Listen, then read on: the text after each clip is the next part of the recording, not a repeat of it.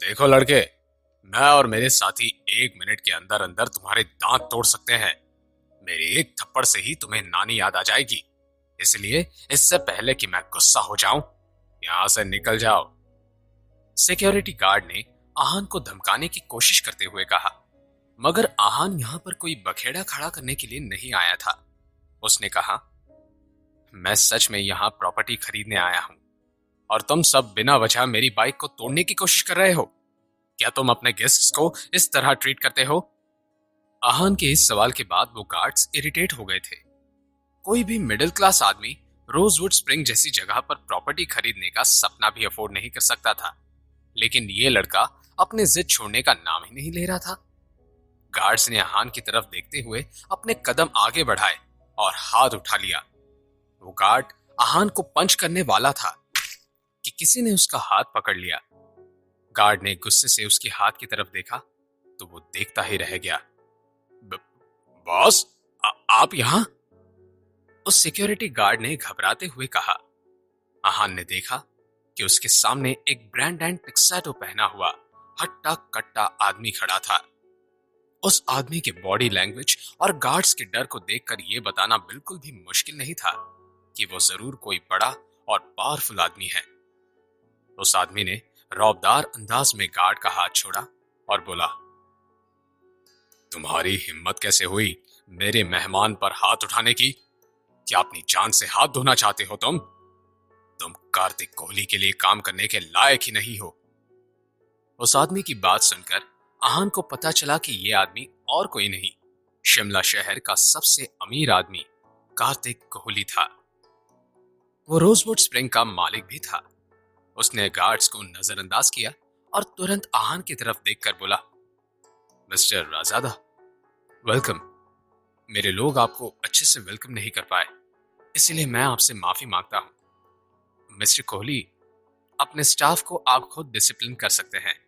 मैं इन सब में इंटरफेयर नहीं करना चाहता। आहान ने जब अपना फैसला सुना दिया था तो कार्तिक ने अपने गार्ड से कहा, मिस्टर रायजादा से माफी मांगो अभी। अपने बॉस की बात सुनकर गार्ड्स हैरान रह गए।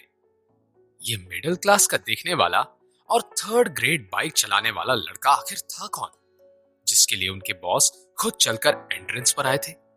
मगर क्योंकि उन गार्ड्स को अपनी जॉब नहीं खोनी थी, तो इसीलिए उन्होंने सर झुकाकर आहान से माफी मांगी। हमें हमें माफ कर दीजिए मिस्टर रायजादा। आहान ने बिना कुछ कहे बस हाँ में अपना सर हिला दिया और कार्तिक कोहली से बोला, विक्रम जी भी यही होंगे ना? उन्हें बुला लीजिए, मैं घर देखना चाहता हूँ। कार्तिक कोहली ने आहान को उसके बंगलों की तरफ जाने का रास्ता दिखाया और दोनों ही चल पड़े।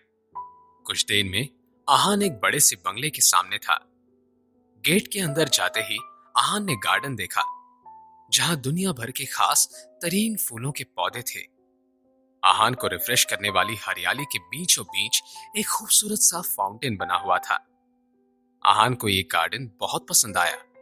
वो हर एक चीज को देख रहा था और बस यही इमेजिन कर रहा था कि अगर शनाया ये देखेगी तो कैसे रिएक्ट करेगी। कार्तिक कोहली आहान को अंदर ले गया। जैसा कि आहान ने अंदाजा लगाया था, ये बंगलो रायजादा खानदान की बराबरी कर सके इतना ग्रैंड और पॉश था। यहाँ के हर एक चीज की कीमत इतनी थी जिसे आहान जैसे नॉर्मल लोग इमेजिन भी नहीं कर सकते थे। यंग मास्टर, क्या आपको ये जगह पसंद आई?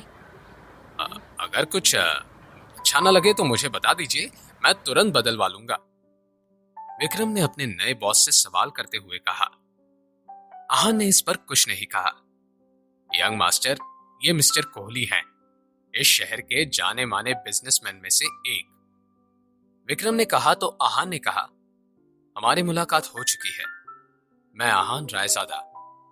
आहान ने एक बार ऑफिशियली खुद को इंट्रोड्यूस किया। आपको मिलने का मौका मिला, इसलिए मैं आपको खुश नसीब समझता हूँ मिस्टर रायजादा। आपको वेलकम करने के लिए मैंने लंच का इंतजाम किया है। उम्मीद है आप मुझे मना नहीं करेंगे। कार्तिक कोहली खुद एक बड़ा आदमी था और ये बात जाहिर थी कि वो सबसे बड़ी कंपनी से अच्छे रिलेशन बनाना चाहता था। इसीलिए वो आहान को खुश करने की हर मुमकिन कोशिश कर रहा था। आहान को यह समझने में ज्यादा देरी नहीं लगी और उसने कार्तिक के लंच के ऑफर को एक्सेप्ट कर लिया। जब कार्तिक कोहली लंच के अरेंजमेंट्स करने के लिए बाहर चला गया तो विक्रम ने आहान से कहा, यंग मास्टर, कार्तिक कोहली भरोसा करने लायक लोगों में से नहीं है। जरूर आपने कुछ सोचा होगा, मगर मैं आपको सजेस्ट करूंगा कि हम इस आदमी के साथ ज्यादा करीबियां ना बढ़ाएं। विक्रम को बिजनेस और लोगों का बहुत तजुर्बा था, इसलिए आहान ने उनके जजमेंट पर पूरा यकीन किया था। आहान ने उसे देखा और उसने कहा, देखते हैं कंपनी ने हमारे अंडर कौन सी इंडस्ट्रीज अलॉट की है। आहान अच्छे से जानता था कि उसे सक्सेसर बनाने के पीछे जरूर कोई गहरी और जरूरी वजह होगी। उसके अलावा आदित्य रायजादा जैसा जिद्दी इंसान अपने नाजायज बेटे के लिए इतना कुछ नहीं करता, इसलिए आहान फिलहाल किसी भी तरह का कोई एक्शन नहीं लेना चाहता था। यंग मास्टर, इनिशियल स्टेज पर हमें सिर्फ 100 करोड़ की इन्वेस्टमेंट दी गई है। इसके अलावा आर्किटेक्चर, एंटरटेनमेंट और कुछ होटल चेन्स के शेयर्स भी हमारे पास हैं। आप इस सब से क्या करना चाहते हैं? विक्रम ने ब्रीफ में आहान को सब कुछ बता दिया। आहान बहुत केयरलेस लग रहा था। उसने इस सवाल का कोई जवाब नहीं दिया और इधर उधर देखने लगा। कुछ देर की खामोशी के बाद आहान ने विक्रम से कहा, विक्रम जी, लिविंग रूम की इस बालकनी में तुलसी का एक पौधा लगना चाहिए, एकदम बीचों बीच। और हाँ, इस बात का खास ध्यान रखिएगा कि पौधे को अच्छी धूप मिले। आहान की ऐसी अजीब रिक्वायरमेंट से विक्रम दंग रह गए। यहाँ के गार्डन में कई सारे एक्सोटिक प्लांट्स लगे थे, लेकिन यंग मास्टर को तुलसी का पौधा क्यों चाहिए? खैर छोड़ो, मुझे उन्हें नाराज नहीं करना है, मैं कुछ करता हूं, विक्रम ने मन ही मन में कहा। फिर उन्होंने हामी भरते हुए आहान से कहा, जी मैं अभी इसका इंतजाम करता हूं। जब वो अपने असिस्टेंट से बात कर रहे थे, आहान ने किसी को कॉल किया। थोड़ी ही देर में फोन की दूसरी तरफ से एक प्यारी मगर सख्त आवाज आई, आहान मैं बिजी हूं, क्या बात है? यह आवाज किसी और की नहीं, शनाया की थी। आहान जानता था कि इस वक्त शनाया काम में बिजी होगी, मगर फिर भी उसे शनाया की याद आ गई तो उसने कॉल कर दिया। सॉरी, मैं डिस्टर्ब नहीं करना चाहता था।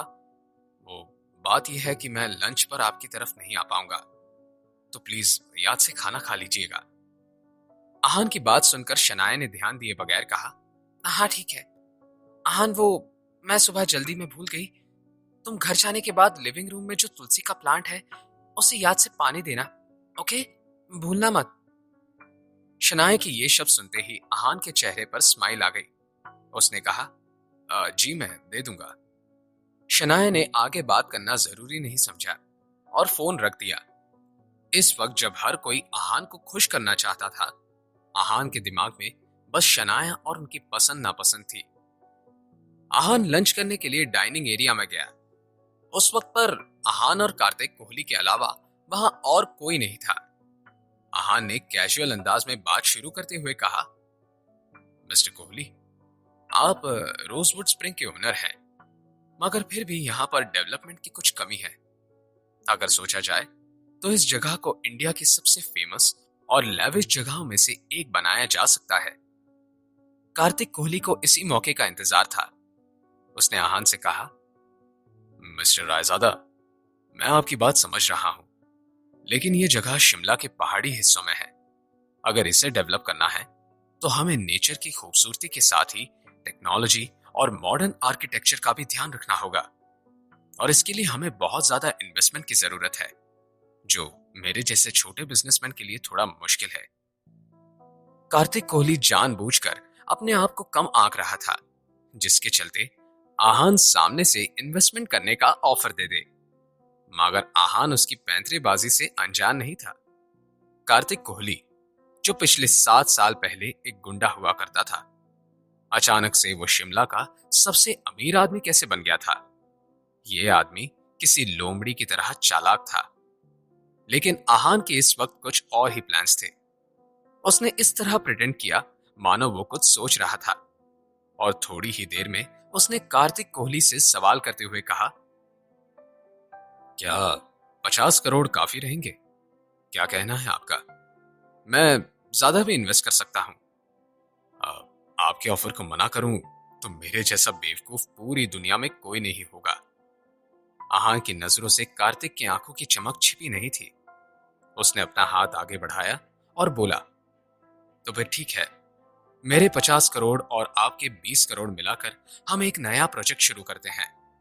स्प्रिंग कॉर्पोरेशन नाम की कंपनी शुरू करते हैं, जिसके चलते हम रोजवुड स्प्रिंग को इस देश का जाना माना नाम बना देंगे। जब आहान ने अपनी बात खत्म की, विक्रम वहां आ गए। कार्तिक कोहली ने तुरंत आहान से हाथ मिलाया और शिमला के सबसे बड़े बिजनेस की शुरुआत हो गई। लंच के बाद आहान और विक्रम वहां से चले गए। कार्तिक कोहली के चेहरे से हंसी गायब होने का नाम ही नहीं ले रही थी। उसने अपने असिस्टेंट को गले लगा लिया और बोला, किशन, अब मेरा नाम सिर्फ शिमला में ही नहीं, पूरे हिंदुस्तान में जाना जाएगा। रायजादा के नए हेड से मेरी दोस्ती हो गई है। वैसे इस मौके को मैं हाथ से जाने नहीं दूंगा। ये नई कंपनी मुझे बहुत बड़ा बना देगी। कार्तिक के रिएक्शन से किशन का रिएक्शन बहुत अलग था। उसने कहा, भाई, लेकिन क्या आपको ये मिस्टर रायजादा अजीब नहीं लगे? हाँ, नहीं कोई महंगे ब्रांडेड कपड़े नहीं और कोई बड़ी कार नहीं। वो बहुत ही सिंपल लड़का लग रहा था, यहाँ तक कि वो किसी सस्ती सी बाइक पर आया था। किशन की बात में तो दम था। कार्तिक ने कहा, बात तो सही है।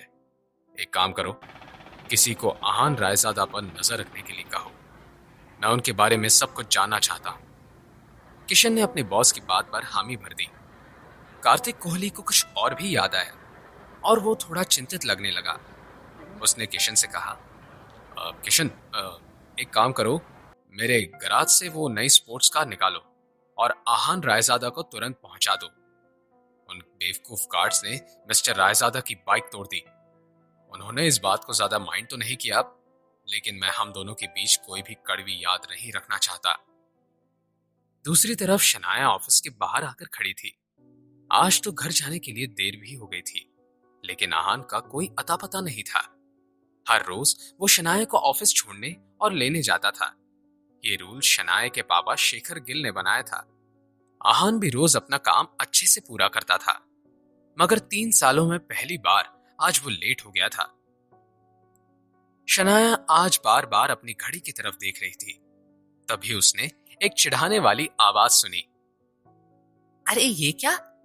क्या ये मेरी प्यारी बहन शनाया नहीं है? शनाया ने देखा कि उसके पास एक छोटा और रिवीलिंग ड्रेस पहनी एक लड़की खड़ी थी। उसने चेहरे पर बहुत सारा मेकअप लगा रखा था और आंखों में वही हमेशा वाले नफरत भरे इमोशंस थे। ये लड़की कोई और नहीं, शनाया के दूसरे चाचा की बेटी शगुन गिल थी। इन दो बहनों के बीच कभी भी नहीं बनती थी। शगुन हमेशा से शनाया से जल्दी आई थी। शनाया, क्या तुम आज भी उस निकम्मे घर जमाई का इंतजार कर रही हो? उसके लिए धूप में खड़े रहने की क्या जरूरत है भला? वो कौन सी कार लेकर आने वाला है? शनाया ने शगुन को नजरअंदाज कर दिया। उसने शनाया को प्रोवोक करने का जैसे मन बना लिया था। शनाया, क्या तुम्हें याद है दादाजी हमेशा कहा करते थे कि तुम उनकी सबसे सुंदर पोती हो, और जब हम सब बड़े हो जाएंगे तुम्हारी शादी सबसे हैंडसम, समझदार और अमीर लड़के से होगी। तुम्हारा पति तुम्हारे लिए आसमान से तारे भी तोड़ कर लाएगा। लेकिन किसे पता था कि वो बात सच हो जाएगी? आहान तो तुम्हें दिन की धूप में भी तारे दिखा रहा है। अपनी बात खत्म करते हुए शगुन अकेली ही खिलखिलाकर हंसने लगी। शनाया का सब्र अब जवाब दे रहा था। वो कुछ कहने ही वाली थी कि तभी गिल कंपनी के सामने एक चमचमाती काली ऑडी कार आकर रुकी। कार्तिक कोहली के घर से निकलने के बाद आहान और मिस्टर विक्रम शहर में वापस आकर लौटे।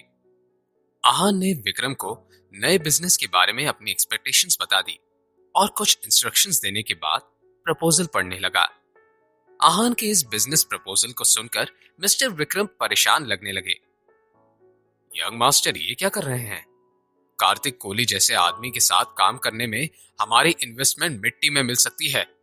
अब रायजादा ग्रुप ऑफ इंडस्ट्रीज को और इस कार्तिक कोहली को कोई अजूबा ही बचा सकता है। आहान ऐसा क्यों करने वाला था? शनाया के ऑफिस के बाहर किसकी कार आकर रुकी थी? क्या शगुन शनाए के लिए चीजों को और मुश्किल करने वाली थी? क्या आज आहान शनाए को लेने आएगा? जानने के लिए सुनते रहिए पॉकेट एफएम।